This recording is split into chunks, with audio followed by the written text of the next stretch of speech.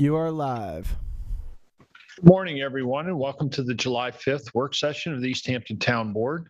Carol, would you please read the roll call? Present.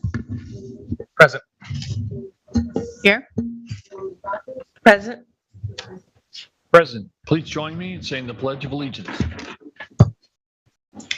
I pledge allegiance to the flag of the United States of America and to the republic for which it stands, one nation, under God, indivisible, with liberty and justice for all.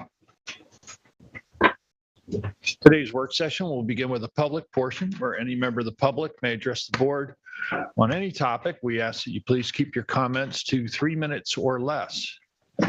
Is there anyone in the audience here who wishes to speak to the town board? Do we have any callers on the line, Jason? Yes, we do have a caller on the line. I am unmuting the caller right now. Thank you. Hello. Good morning. This is David Buddha. I was away for a while, and I just was watching last week's June 21st work session about outdoor dining, and there was minute discussion in detail about right-of-ways, county, state, and town right-of-ways, which made me think of another issue and a problem that is an ongoing, persistent problem.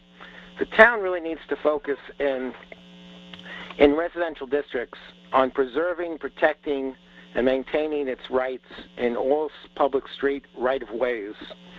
It seems to me that the town ordinance enforcement department and building department perhaps, but most importantly, town ordinance enforcement department is not clear on the necessity to prevent private parties, private property owners, from erecting barriers and obstructions anywhere within the lawful street public right-of-way, which typically is 50 feet wide, but in some places, in many places in the Springs, older subdivisions are 66 feet wide.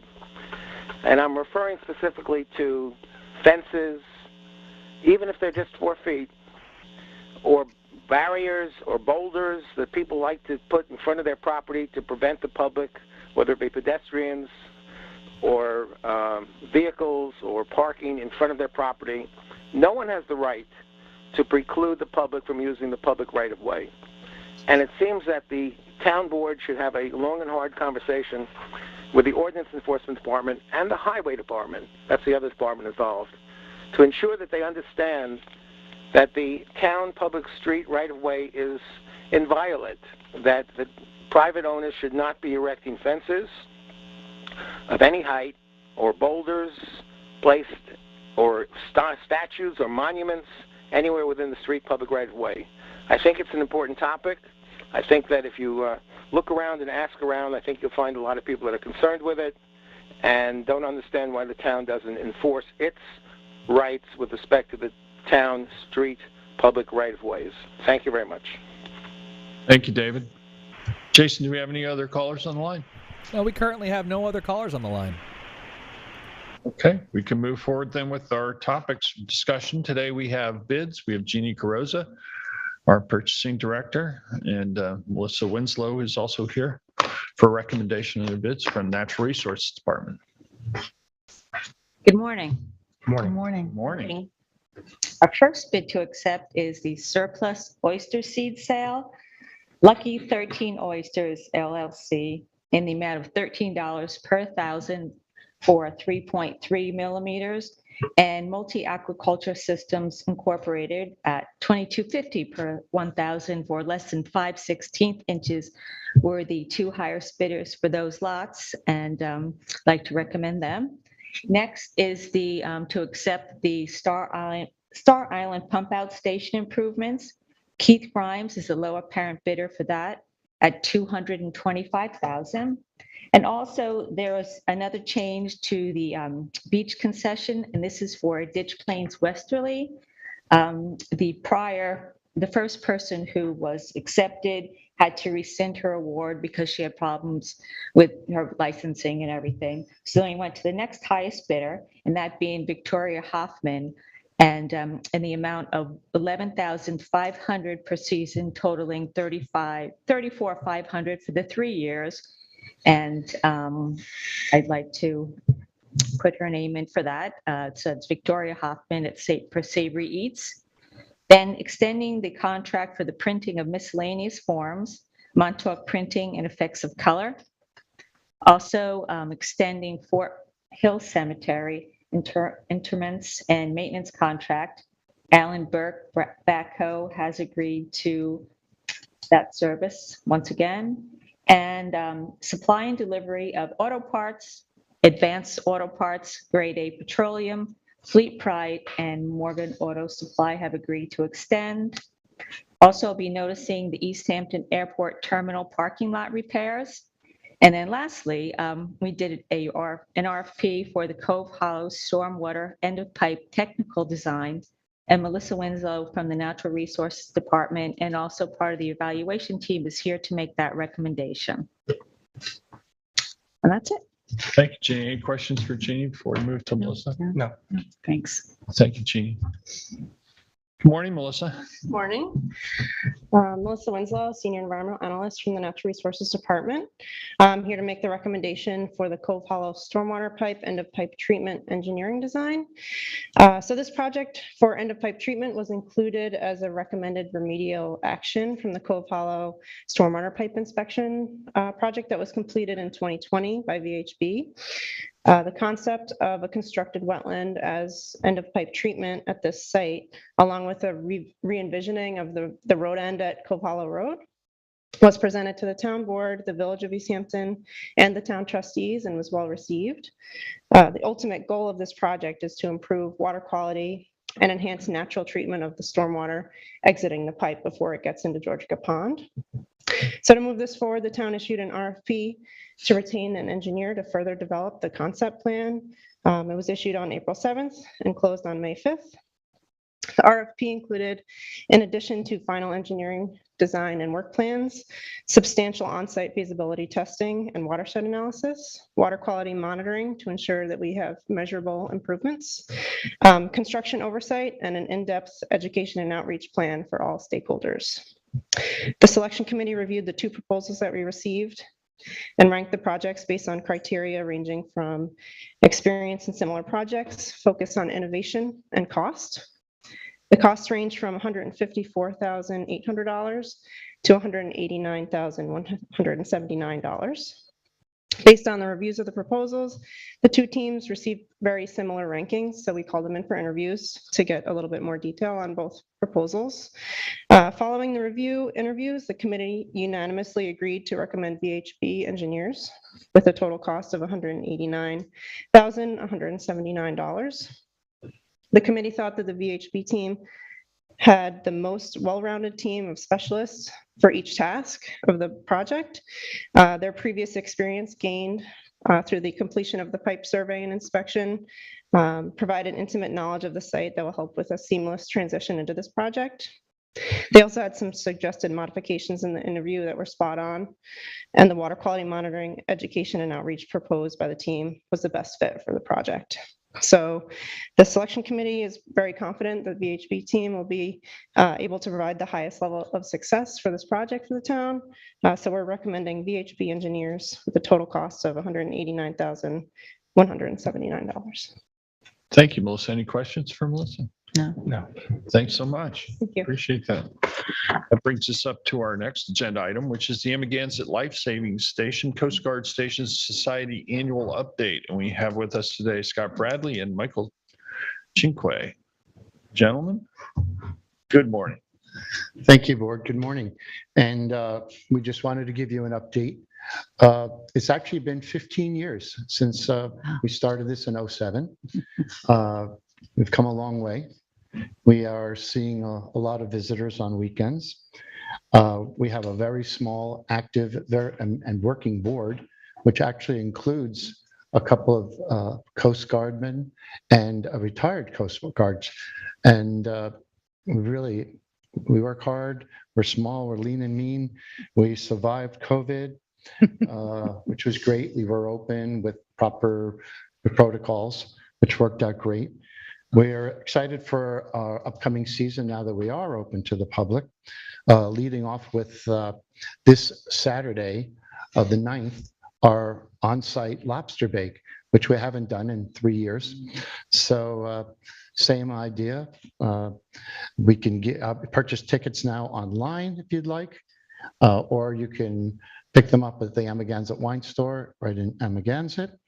We're also doing the lobster bake to go, which is something we created during COVID to sort of get, to help fundraise. That's really our major fundraiser, is the lobster bake. So now you also could purchase a ticket either online or at the wine store to take home a lobster bake from now till the end of September. And it's really a very fun, or take it to beach or other places. And so that's really helped us with fundraising. We also have a full schedule of events that's available on our website. You should, everyone out there should look at Amagansett.com. It's a great website. It tells our history. It tells about the station, some part of our collections and all.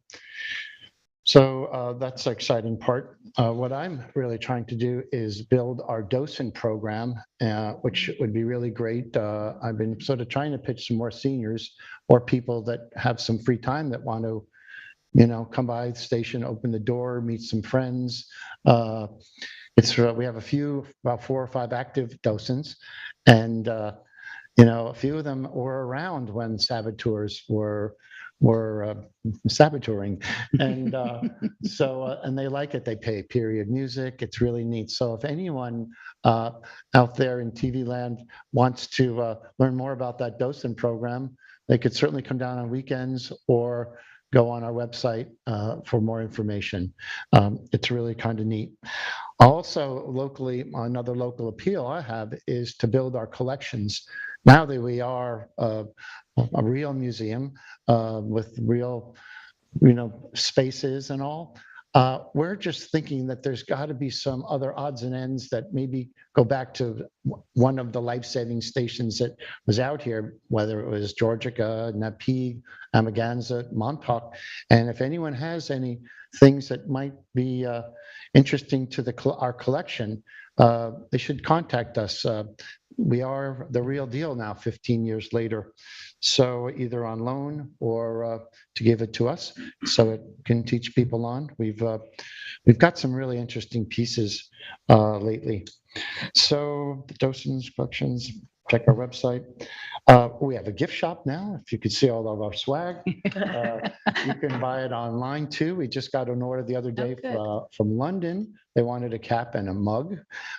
We've been selling Christmas decorations. People are calling for our postcards with stamps on them.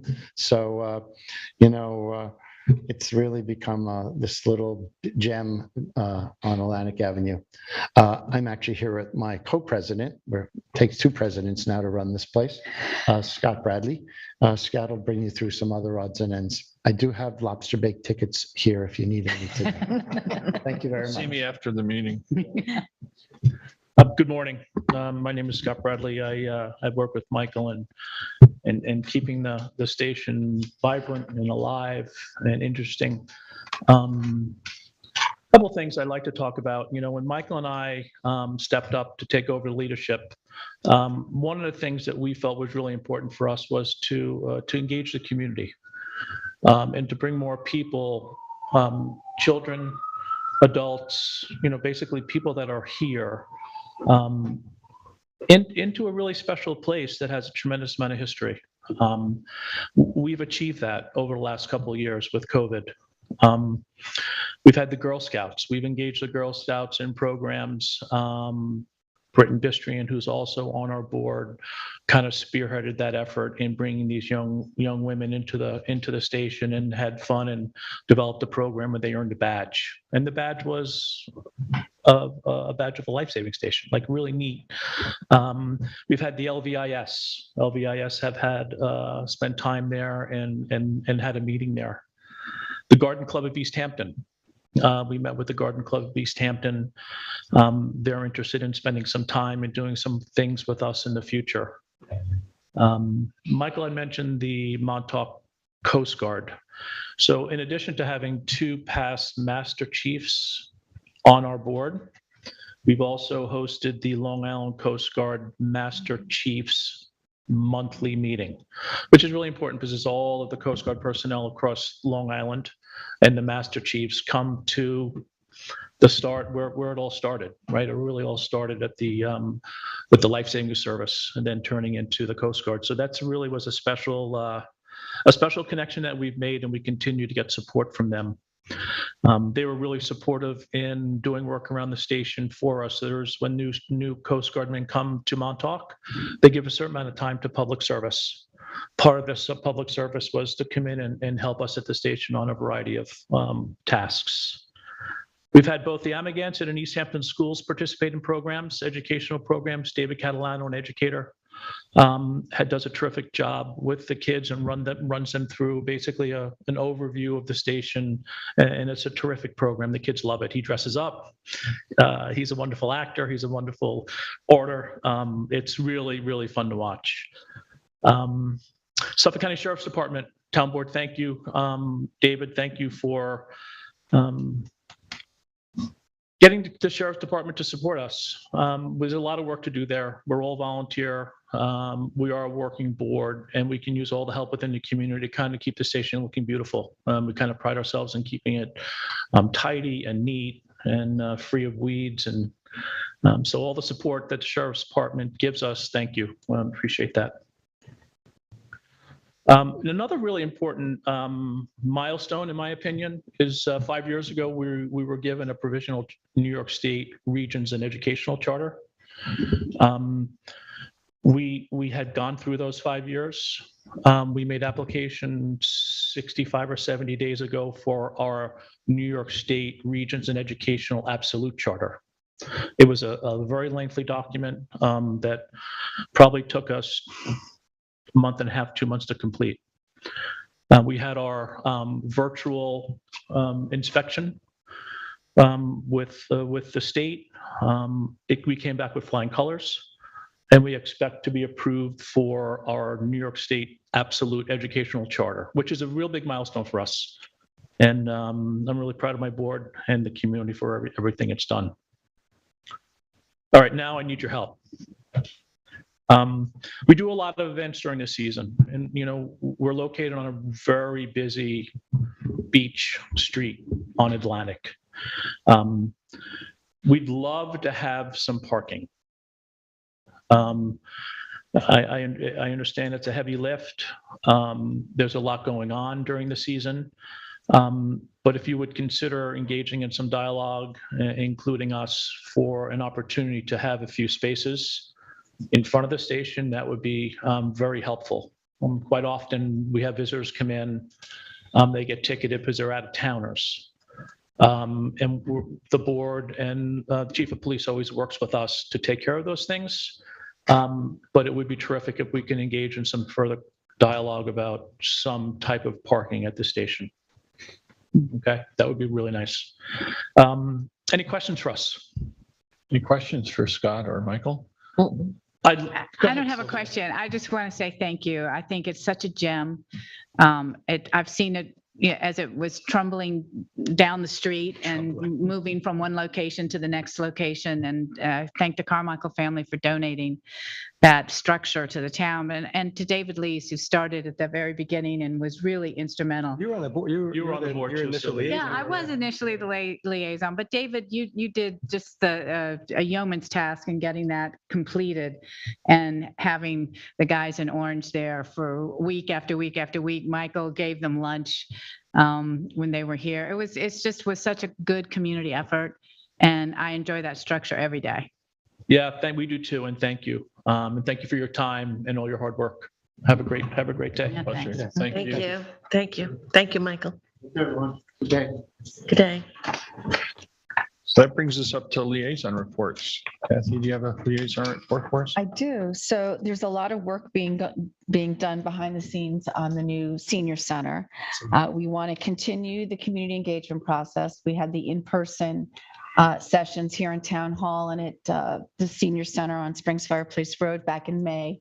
And with the information we garnered there, we've developed an 11-question survey with a couple of questions about demographics that we want to launch next Tuesday, July 12th, and have it up for 2 weeks. We want to do it in English and Spanish, and then we'd like to run quarter-page ads in the East Hampton Star, East Hampton Press, and Sag Harbor Express. Half of it would be in English, the other half in Spanish. It would have the URL to the survey, would have the QR code, which I know my colleague David Lease loves so much. So, we're ready to launch. So I'm hoping to have a resolution on for Thursday to approve running the ads in the newspapers. We're also meeting on program. We've set up Zooms with the different supervisors at Human Services. We've worked with Transportation, with Sue Trotman, what her needs are for her department. We're working with Diane and Liliana and figuring out from an administrative standpoint, in-home services programs, the case manager, how the building will need to function, who needs to work near who, what are people's, needs as far as, space is concerned. On Friday, we're going to be meeting with Michelle Basilico, our nutrition supervisor, and with Isaac Lopez, who's our maintenance mechanic there, to what are his needs. So we're talking about ideally in the 2023 budget, having someone that does, oversees all the wellness programs, because our model is really changing. People are living longer, but they're living healthier. So we want to bring more wellness activities. We just introduced a few new programs, and they have been incredibly well received. So we're working on that. I'd also mentioned that we're working with the town historian and with the historical societies, because we want to get input from them as well. We had Scott Wilson go out with his team and walk the property and do a survey of the trees. And we identified 17 trees that we'd like to tag and save. Some of them are 100 years old. Oh, thank you. So that's something that was important. We also had a conversation about, what utilities do we need to bring onto the property? And the question came up about propane. Our staff is used to cooking with propane, but here we are, we're going to be building a community center, a senior center that's going to be for the next 30, 40, 50 years. And we need to look forward, right? And we need to look at all electric. So Diane was going to break it to the staff that they're going to have to learn more about induction cooking, because our recommendation is to not have propane in the building and to try to be, all electric, because we said from the outset we were looking to do a net zero building. So that's kind of where we stand. I also want to talk to the board, and it doesn't have to be today, but we're adjacent to the Terry King ball field, and we wanted to talk about one of the things that came up with the in-person groups was how important people felt a walking track was and outdoor activities. And the question becomes, yes, we have 7 acres that we can develop the new senior center on, but since we're adjacent to the Terry King ball field, can we consider using that for other activities? Like the walking track goes back to behind the sport time building there, because we've got a number of, I think it's 4 acres, isn't it, David, Yes, back there? Also, there was some conversations that came out during the public process in May that would we consider separating traffic, right? So the entrance, I think it's 403 Abraham's Path, could be for cars, but have an entrance that came through the Terry King ball field parking lot for transportation and deliveries, like when we get our food deliveries and whatnot. They're big trucks, and to keep those types of vehicles separated. And in the process, folks that I've talked to, and I know from experience, the Terry King ball field parking lot doesn't function optimally. I mean, it could use a good hard look at how that is laid out. So maybe that gets brought into the process. So that's just something that I, like the board, to think about, and I can follow up with you on that. I'm going to have a couple of resolutions on for Thursday that I just wanted to bring to your attention. One is the Little Free Food Pantry. They had done a little mini food drive there a couple of weeks ago. They want to do it again. There's no, food insecurity is a real issue in our community. So they're looking to do it on Saturday, July 30th from 12 to 2. And they're going to be promoting that through their social media. And maybe I could talk to Joanne and we could put it on the town social media as well. Also, the Disability Advisory Committee has made a recommendation that the door here in the main meeting room does not provide ADA accessibility. In the case of, God forbid there was ever, say, a fire in the lobby, there's steps there that, folks wouldn't be able to get down and out. So we talked to McLean. I have a proposal that we've gotten from them. I believe it's about $11,400 for them to engineer and, a safe way out. And then we would join the path that's in front of the Peach House.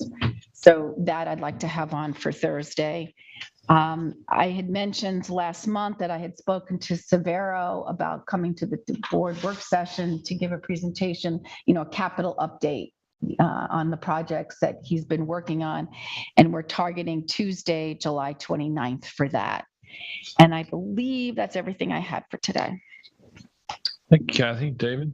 Yeah, thank you very much. A couple things. Adding on to what Kathy was just stating about ADA, we did install ADA beach mats just this week. We installed them at Indian Wells Beach, which was the first time that we put them in there. We put them to a T, but not as far out as we anticipated because we didn't want any vehicular traffic going over top of it. And we also installed them at Atlantic Avenue. Unfortunately, we did it at Atlantic? we did. Yeah. Okay, because Yeah. I knew that there was an issue with when the sand got pushed that was a little too high. So Slope came down. Yeah. Awesome. Yeah. That's great news, David. Yeah, no problem. Thank you. We aren't able to install them at other locations because of DEC concerns, and we'll continue to work through that. And hopefully maybe we can do that for the following 23 season on there. Let's see here. We had a meeting of the 395 Panago working group for the affordable housing there. The main thing that we want to let everyone know is that the planning board is reviewing it for comments, and Eric Shantz and Tom Rule brought it to the planning board, I believe, on the 22nd of June. So we hopefully should get some of those comments back quickly. We'll continue to move on forward with the mapping of that project then too. We did have a Cpf Advisory Meeting this past week. It was the second meeting, but the first one that we had our new member, Amanda Moreau. She was present for that. It was nice to work with her as a representative of the agricultural community. Talking about opening and walking paths, I'm looking forward to scheduling maybe later in the month, opening of the new Buckskill Meadows Park on Buckskill Road, in which there's just over a half-mile walking path there. That walking path, the town board has decided to name in the memory of Lewis Zachary Cohen. Zachary Cohen was a member of the community. We're waiting for a plaque to be delivered and installed. That will be installed and donated by members of the Nature Preserve Committee and some other members of the Springs CAC. It's a beautiful place that we look forward to get formally opening. I know some people are using it. There's also an ADA chest that was installed there, and it could be a model for other locations that we're going to do. I'm going to go on to keep going on the good stuff before I get to the negative stuff. Bothered with this morning. The right-of-way improvements in downtown Montauk have been completed. Those are on South Eton and also the eastern side of South Elmwood, in which they put crushed quartz on top of it. What it does, it increases the amount of beach parking spots and safely gets people off the road, off the asphalt.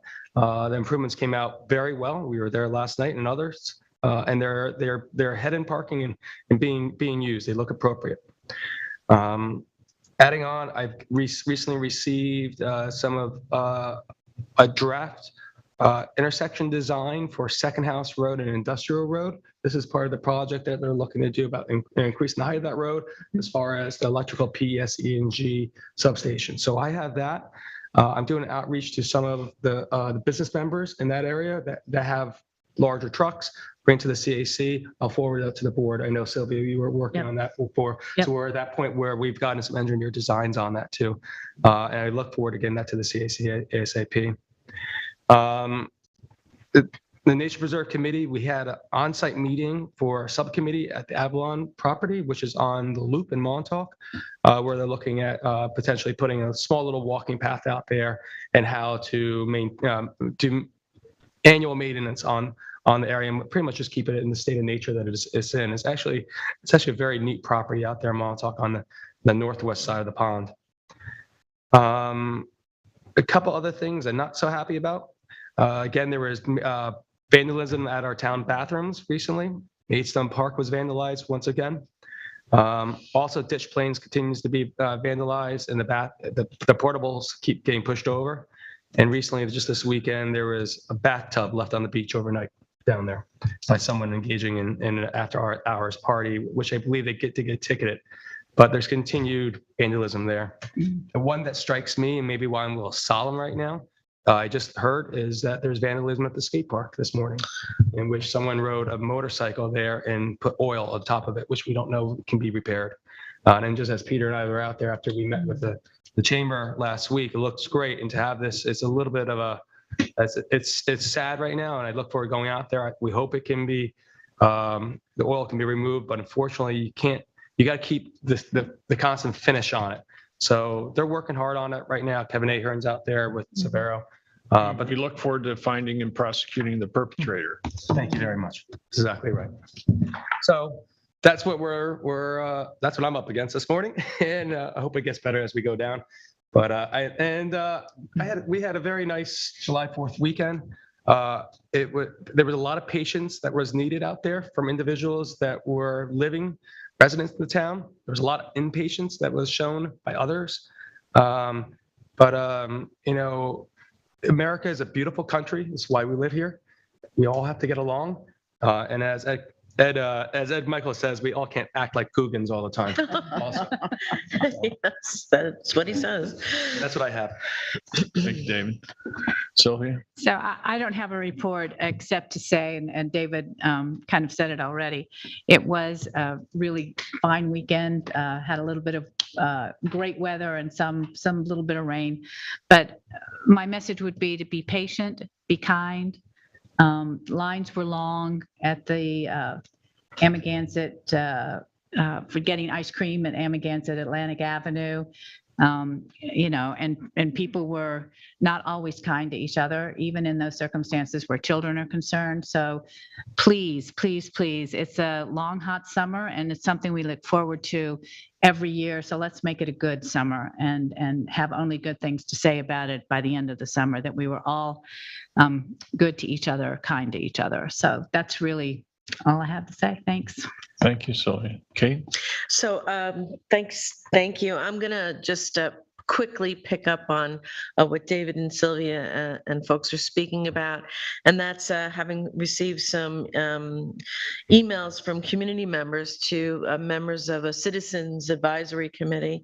And I just ask folks, I echo everyone's sentiment. I know it's been a really tough couple of years for folks, and with the pandemic and getting used to interacting over Zoom rather than in person, but I just would like to remind people and ask people when they're writing to members of any of the citizen advisory committees to remember that these are folks that are completely volunteering all of their time for the betterment of our community, and to please interact with them civilly. I think this is really what we're talking about today is a return to civility, and it's been a long time, and patients are thin, and people are struggling for many different reasons. But if we just take that breath, and I ask folks to interact with these committees civilly, they do tremendous amount of work, as I said, as volunteers for our community. So that would be greatly appreciated. I met with the Waterfront Advisory Committee. We're moving ahead with applying for grants to update the Lwrp. And I realize, it's a lot of letters. The Lwrp is a very important planning document for our community. And and it is in need of updating. It's been adopted into our comprehensive plan. It has to do with the local waterfront revitalization plans. That's planning again for the future of our most vulnerable areas, and folks are working on an update for that. I know tonight the survey is still open for this LED streetlight conversion. And I asked my fellow board members and community members if they haven't been down to the end of Atlantic Beach, please do so this evening. I know it's doesn't get dark until 9 o'clock. It's past some folks' bedtimes, but it is the opportunity to weigh in on the examples of LED street lighting that are down there. There are QRL codes. QR codes. David, that's right? QR. Yeah, okay. And There's one on the TV screen over there. you can reply to a survey through the codes, or look for the information on the front page of our town website. I want to thank Buildings and Talk about that for a second, because Sure. I went down last night with Joe, and one of the signs with the QR codes that said survey was on the ground. oh, I didn't have anything to affix it, so you should know that. But, I guess it's two different kelvins, right? Yes. 3,000 and 2,700. And when you go to take the survey, it forces you to pick one or the other. There's no ability to say, none of the above. None of the above. It's true. Okay, so what I think would be a good idea is to have the sign fixed, adjust the survey, and keep it open for at least 2 weeks. Then, thank you for that. Next is the Maidstone playground equipment. One of the Spring CAC members brought it to our attention that it needed to be repaired, and I want to thank Buildings and Grounds for responding so quickly and going down the next morning and taking care of that repair. They're inundated with work, and it was great that they got right down there immediately. My happiest report, among other good things, is that the Cell on Wheels is now connected to our emergency services network and is operational. So until the tower at Camp Blue Bay goes through the necessary process, we do have emergency communication improvement for our first responders in Springs, and that's a great relief to all Springs residents. And I thank Eddie Schnell for following up and working on that. We've been, of course, the word supply chain impacted that installation as well. But, Eddie pushed forward, the town pushed forward, and I thank everyone for getting that up and going. The Spring CAC did meet. Their, first of all, an announcement that their July and August meetings will be in person at Duck Creek. And as we get closer, I'll give out the dates. Ashwa is booked. There's no service down there, so it won't be a hybrid meeting. It'll be an in-person meeting. And as I give the dates up closer to it, everyone's invited, and it's will be a beautiful venue for our meeting. At the last Spring CAC meeting, we were presented with Springs Drive Slow, an initiative by Aaron Morkoff. I believe that's how you say his name. I apologize if it's wrong, which is a group that is looking to raise awareness on speeding in Springs. And I know PD is always on it, but we're appealing to residents to just be aware of the speed limits and drive slowly. There's so many folks using our roads for bicycling and walking, and please enjoy vacation by slowing down all the way. The Energy Sustainability Committee met. There will be 3 new members. I'll have the resolution on for Thursday. I did a glitch in Minitrack. That's on me. And also, we spoke about a recommendation for electrification in new construction. I sent a draft form around. I have some revisions from the committee on that. They worked on that over the holiday weekend. Also, would like to announce an electric vehicles, everything you need to know. forum in person and on Zoom. That'll be July 11th from 4 to 5:30 p.m.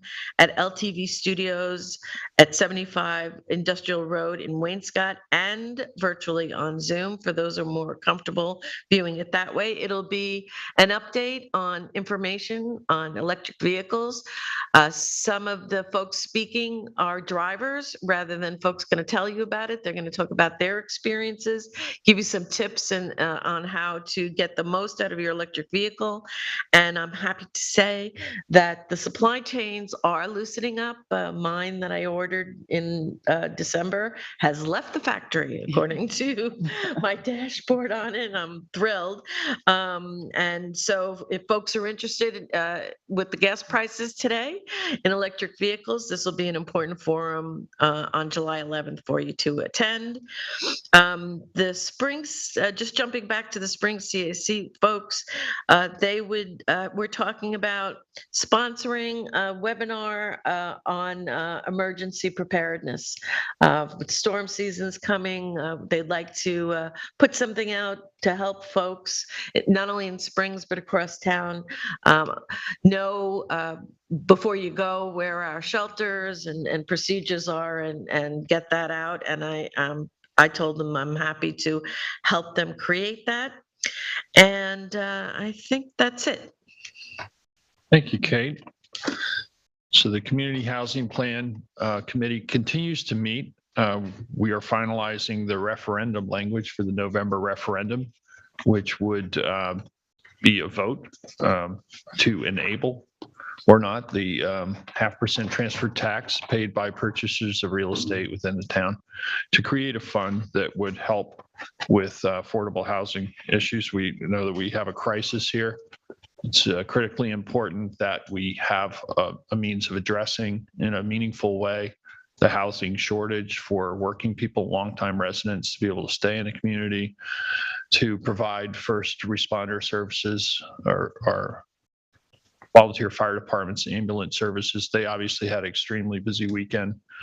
These are very dedicated local individuals who give up their time on holidays to keep us safe and provide services in an emergency. But we're going to be in sad shape if they have nowhere to live in town. And the same is true for any working person that helps support a community. The committee, as I said, will be meeting again this week. We'll also be in preparation for the public hearing, which will be on 7/21. That's Thursday, the 21st of July. We'll have a public hearing on the plan. Once voted on, the legislation will go to the Suffolk County Planning Commission, which will have to weigh in as well, since this would become part of the comprehensive plan. And so there'll be an additional period of time that we'll be waiting. I think they have up to 60 days, I believe it is, maybe it's 30, in which to respond. So we look forward to that taking place and being able to move forward. As my colleagues have mentioned, there are a number of projects that we're working on that are moving forward as well. Affordable housing. Summer is now official here. While it may be the 21st of June, 4th of July really is the kickoff of our summer season and our busy time. We had an extremely busy 4th of July weekend. The weather was outstanding. We did have some thunderstorms and some rain on Saturday, but that was good for all the plants. But I just encourage everyone, as my colleagues have, to consider the fact that our roadways will now be very busy. There will be a lot of people out on those roadways who are exercising, walking, jogging, riding their bicycles. Motorists need to take that into consideration when you're out driving. Don't be in a hurry. Be safe, and consider that around any curve could be a stopped vehicle. There could be a person crossing a roadway, person bicycling. Sadly, we had a fatality on Sunday. A bicyclist killed out on the Snapping Stretch, I believe, by a vehicle. The police department had extremely busy long weekend. They had a number of serious accidents to contend with, as well as a full array of everything else, every other response, whether it be loud parties or what have you. We instituted administrative bureau and short form ticket for fines and violations that went into effect this past weekend. Police department, according to the chief, had written over 50 of those short form tickets. That does not include Marine Patrol, code enforcement, fire marshals. So we'll get to you the tally of all the volume of calls and whatnot at our next work session. We did have an emergency preparedness meeting with various departments and our coordinator, who's Bruce Bates, in preparation for our hurricane response. Should we need to have a response this year, hopefully we will be spared a major storm, but that is always a possibility.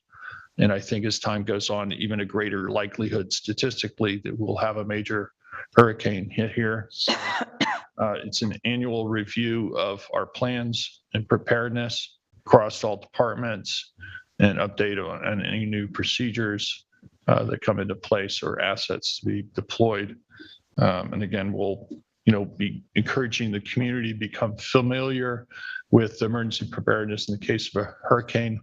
We are pretty much a shelter-in-place community, and there are certain steps that all residents and visitors should be aware of in preparation for hurricane. Don't wait until it's imminent and the store shelves get emptied. Be a little proactive and plan your hurricane preparedness kit ahead of time.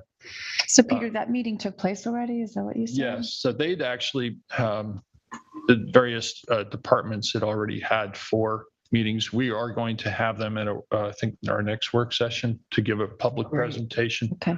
Again, to reinforce that, yes, once again, we're in the busy season. And with that also comes the threat of a potentially major hurricane and how to be prepared for that.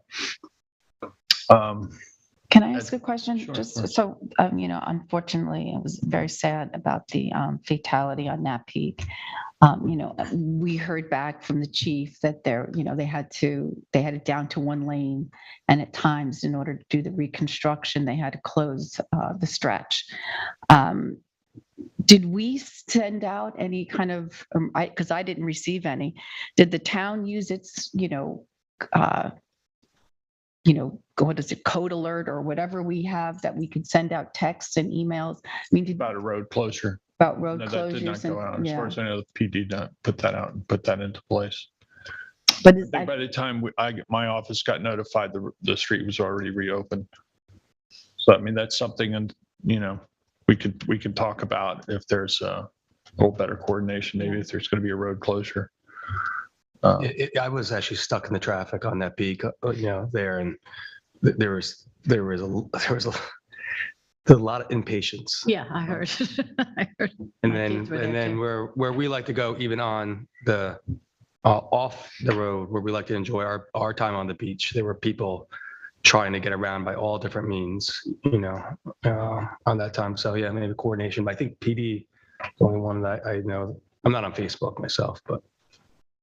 And I don't know if the local radio station like LNG will often announce road closures on air, but I don't know, It was announced that there was a accident there pretty early. Yes, After yeah. it happened, and that there was a 45-minute backup. So, Yeah, I- I saw it in the local papers, yeah, the local papers were online helpful pages. covering it. Thank you, guys. so again, I mean, once you're in that, there's no getting out of it No, Yeah. on the stretch. Well, people there, turned really, around, aside from basically. that. But, this is, it is to be expected that we're going to have traffic. We had a couple of different fireworks displays around town, Sag Harbor, Devon, and Montauk. And, there's a lot of traffic resulting from that in Montauk last night. If you left pretty soon after the fireworks stopped, there was probably 15-minute, 20-minute wait from the overlook down. The police department, I think, did a really excellent job in terms of funneling the traffic. Any eastbound traffic was pushed onto Old Montauk Highway, allowing the 2 lanes from Old Montauk Highway and Montauk Highway to continue west, and they alternated and have, I think it moved along fairly well considering the volume of people trying to leave Montauk at that time.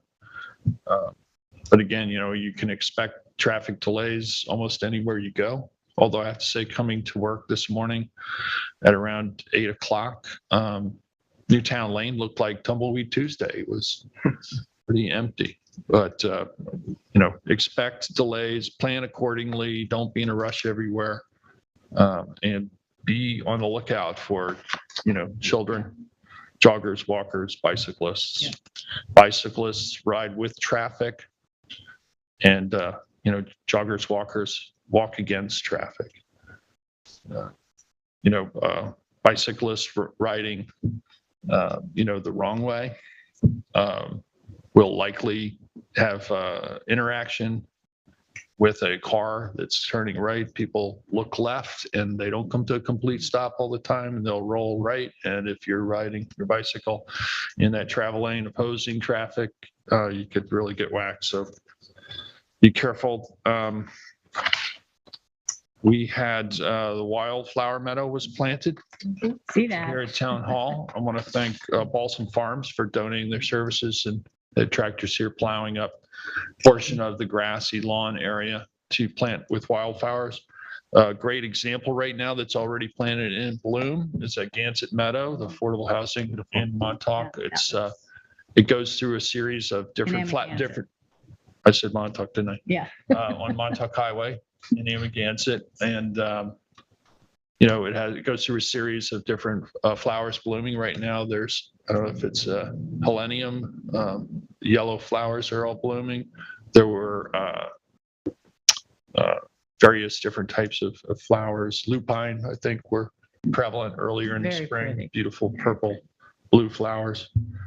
So we want to do something similar here. We're hoping that will germinate and take hold, and in the next year or two, we'll see progression of that.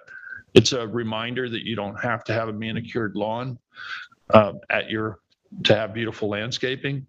It also supports pollinator species, birds and wildlife, and that's all a good thing, and doesn't require pesticides and herbicides. And we're a pesticide, herbicide-free campus here at Town Hall, as are all our town properties, and we encourage everyone to follow suit. And let's see, want to update folks on the COVID numbers that are in. The week of 6/26 through 7/2, it was 12.82% positivity, which is down from the previous week, which was 15. Hopefully this trend continues, and we'll see as people are more active outdoors, less transmission. There's a meeting with New York State, DC, and the Army Corps of Engineers, myself and other town representatives and Southampton town representatives on Friday regarding FIMP. The FIMP is 90% complete in terms of planning. The meeting will focus on necessary real estate easements and next steps in order to have that major sand replenishment, over 400,000 cubic yards of sand placed downtown Montauk Beach. We will be encouraging the Army Corps to extend the project eastward to include a few additional properties. We feel that this makes the most sense, as you have the promontory bluffs of Shadmore leading into the Montauk downtown, and there's a little stretch of transition in between that's not currently considered as part of the program. And as we know from years of study and observation, the littoral drift of sand is from east to west in that section predominantly. So placing more sand east will ensure more sand stays within the system where it's most needed for a longer period of time. And that concludes my liaison report. We have resolutions to offer. Kathy, I believe you have the first. I do. Resolution 2022-824. It's to accept a donation of a boat and trailer for the Hampton Lifeguard Association. I had brought this up, I guess last month. They were looking to purchase a trailer. It turns out that their trailer that they have is roadworthy. It just needs new tires. So they're donating the boat, they're donating the trailer, and they're asking us to register the trailer and obtain plates for it, and then permission to take the boat and trailer out of jurisdiction, so that they can get the equipment to Monmouth, New Jersey for the national competition. That's where the rubber hits the road. Yep, exactly. Second. All in favor? Aye. Aye. Pass and carry. I'd like to offer Resolution 2022-825. This is the point seasonal lifeguards for June 2022. This will be retroactive to June 18th, 2022 through September 17th, 2022 for the 3 individuals, titles and pay stated below. Second. All in favor? Aye. Pass and carry. 826 is the point seasonal custodial in the Parks Department, Yana Mahia at $22 per hour, to be paid bi-weekly, retroactive to June 17th, 2022. Second. All in favor? Aye. Aye. Pass and carry. 827 is a point seasonal custodian in the Parks Department, Viviana Pestes at an hourly rate of $22, retroactive to June 29th, 2022. Second. All in favor? Aye. Aye. Pass and carry. 828 is a point seasonal custodian in the Parks Department, Jamie Quintero at an hourly rate of $22 per hour, retroactive to June 24th, 2022. Second. All in favor? Aye. Aye. Pass and carry. 829 is a title change for lifeguards, retroactive to June 18th, 2022 for the individuals listed below, their titles and their pay scales. Second. All in favor? Aye. Aye. Pass and carry. 830 is a budget modification for the Highway Department, where we're bringing $1,500 from overtime to dental optical in the same amount of $1,500. Second. All in favor? Aye. Aye. Aye. Pass and That's the carry. third ambulance that's gone by this morning. It's been a very busy morning. 831 is a Land Trust Alliance is having their National Land Trust National Land Conservation Conference, and we would like to have Scott Wilson to attend this from 9/14/2022 through 9/18/2022, up to $2,000 for the budget line stated below, and it's necessary to continue learning new techniques of land preservation in an effort to leverage funds for future acquisitions. Second. All in favor? Aye. Pass and carry. 832 is authorize the CPF acquisition and amend the 2022 management and stewardship plan for the owner for the property at 75 and 77 Northwest Landing Road, East Hampton. Purported owner is Joseph Bruno, tax map 300-90-3-15 and 16. The purchase price was $690,000. Second.